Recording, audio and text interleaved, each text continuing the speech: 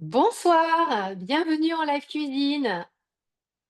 Alors ce soir, nous allons cuisiner une petite terrine duo de poisson.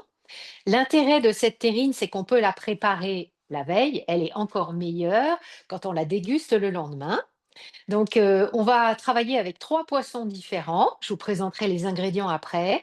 Donc 3 poissons, ça veut dire qu'on va avoir une terrine bien protéinée. En plus, c'est très frais, c'est agréable. On peut soit l'utiliser en apéritif, soit en plat principal.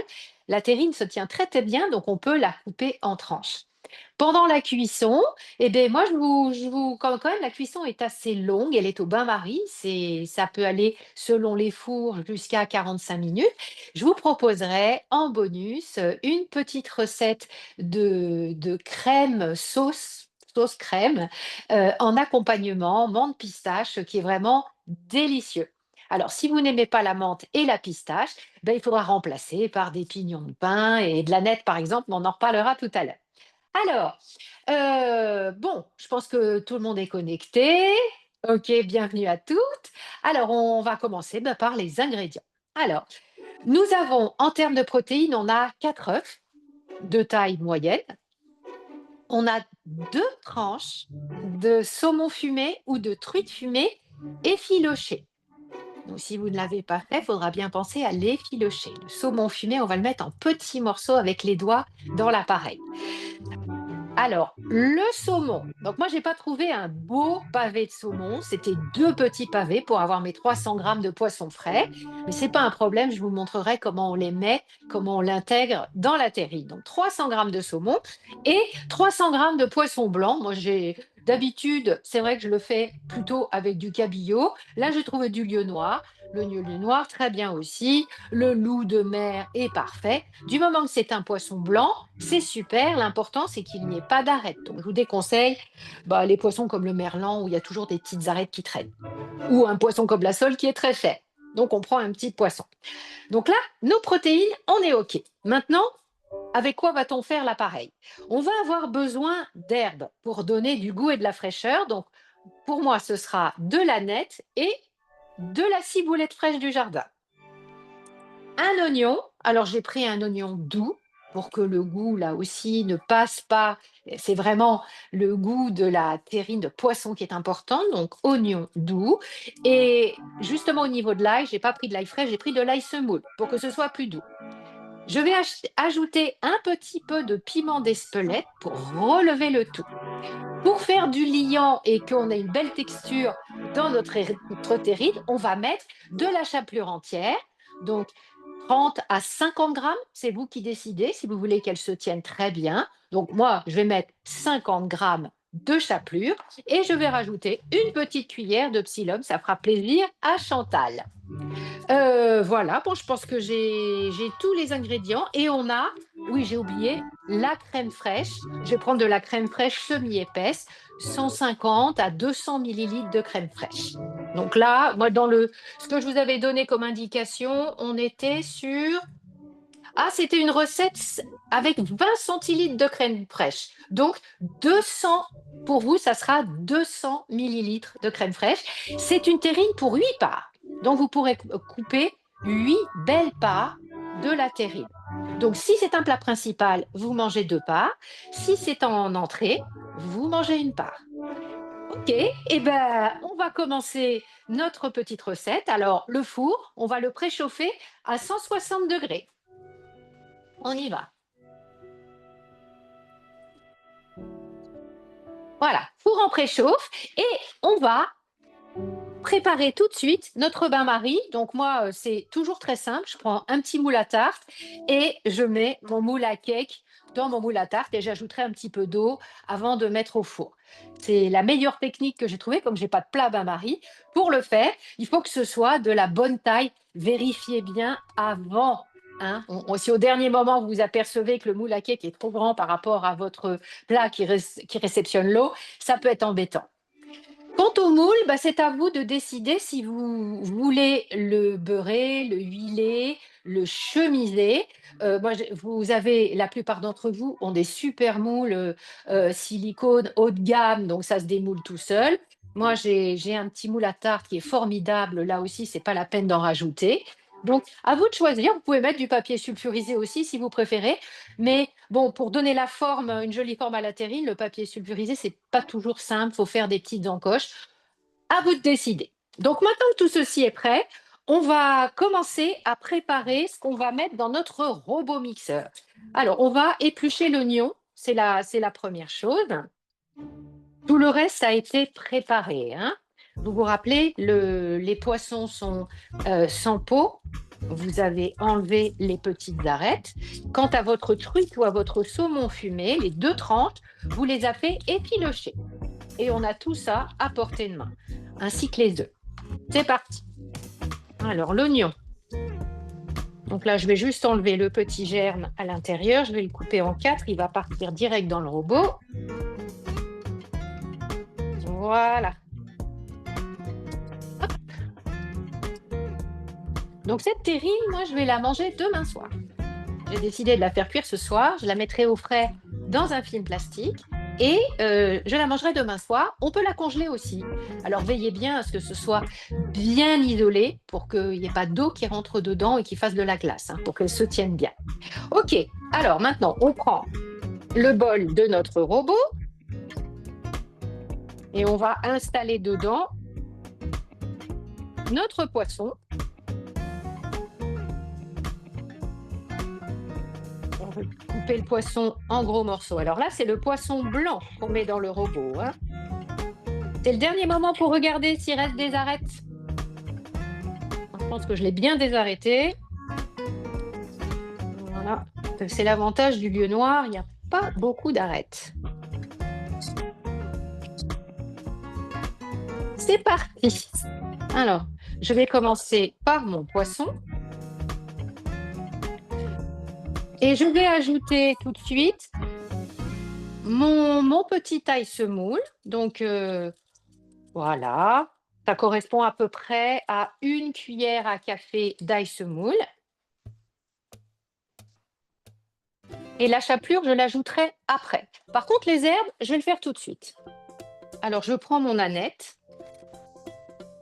Donc, j'avais proposé comme herbe de l'aneth et de la ciboulette. Donc, des herbes fraîches. Donc, vous les avez passées sous l'eau, vous les avez bien tamponnées, bien séchées avec un papier absorbant. Voilà, la petite ciboulette du jardin, c'est pareil. Voilà. Repas fraîcheur ce soir. Hop. Alors, je vais mettre dans mon robot. Ça va faire un petit peu de bruit. Donc, je reviens tout de suite.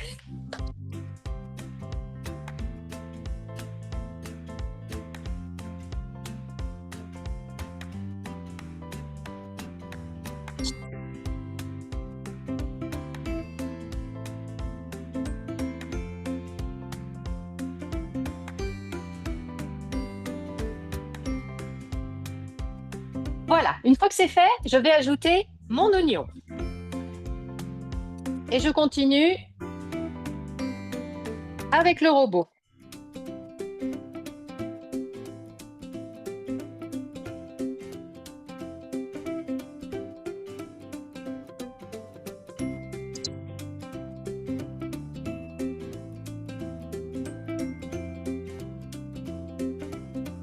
Voilà. Alors, maintenant, on va prendre notre chapelure et on va ajouter tout de suite notre petit psyllium. Donc là, je prends une petite cuillère, ça correspond à peu près à 2 cuillères à café de psyllium que je vais rajouter. Voilà. Hop, les œufs, les œufs sont à portée de main parce qu'on va en avoir besoin. Alors, on continue à mixer et j'ajoute la chapelure.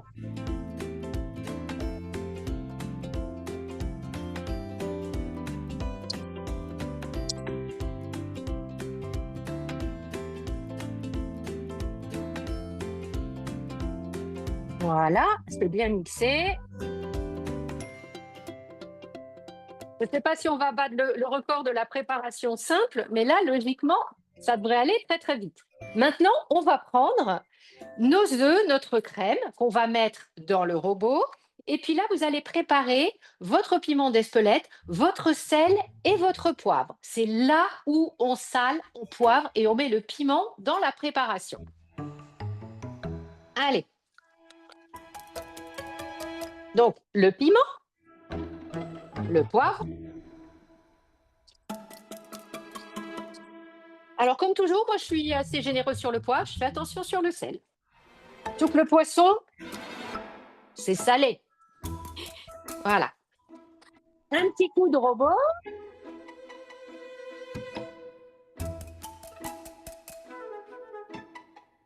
Et là, on va ajouter nos 200 millilitres de crème. 20 centilitres, 200 millilitres de crème. C'est parti.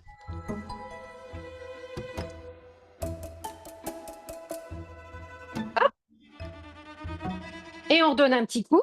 On y va, c'est reparti. Et on va terminer par les œufs.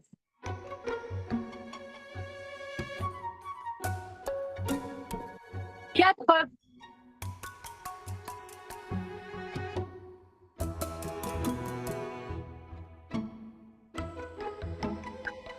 Alors, comme toujours, moi, je préfère cuisiner avec des œufs bio de taille moyenne. Et de 2, et de 3, et de 4. Alors, si vous n'êtes pas fan de poivre, vous pouvez utiliser les 5 baies. C'est très, très, très bon aussi. Donc, les œufs, ben, je vais les mettre dans le robot et on va continuer à mixer. Les œufs sont entiers, hein. On met les blancs, les jaunes, on met tout. Et encore un petit coup.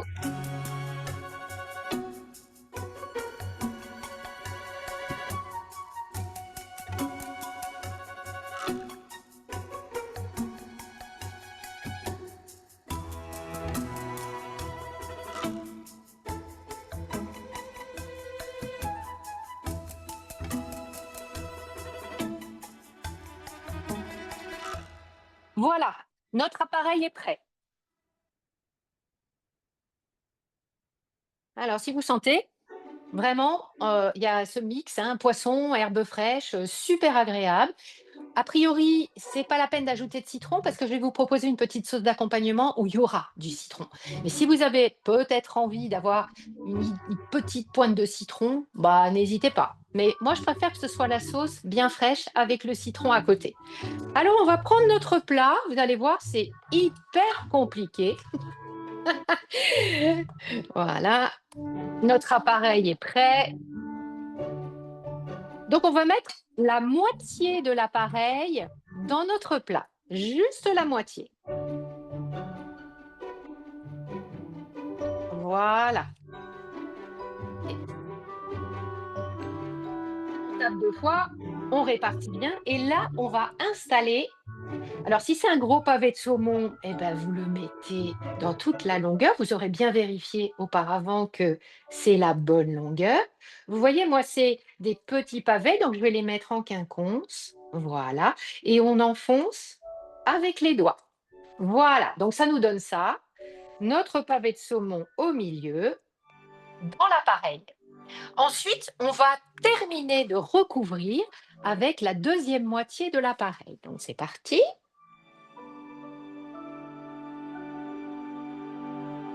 Tout en douceur.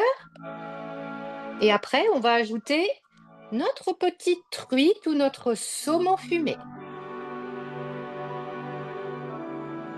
Voilà. Alors, nos petits morceaux, on les avait déjà effilochés. Donc là, c'est tout simple. On les prend et avec le doigt, on les enfonce. Alors, essayez de répartir, hein, bien équitablement tout au long. Voilà. Faut qu'il y en ait pour tout le monde.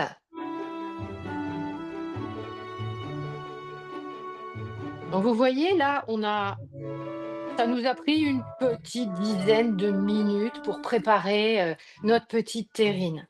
C'est pas génial? Voilà. Donc, on peut laisser affleurer si on veut un petit peu de saumon, c'est joli aussi.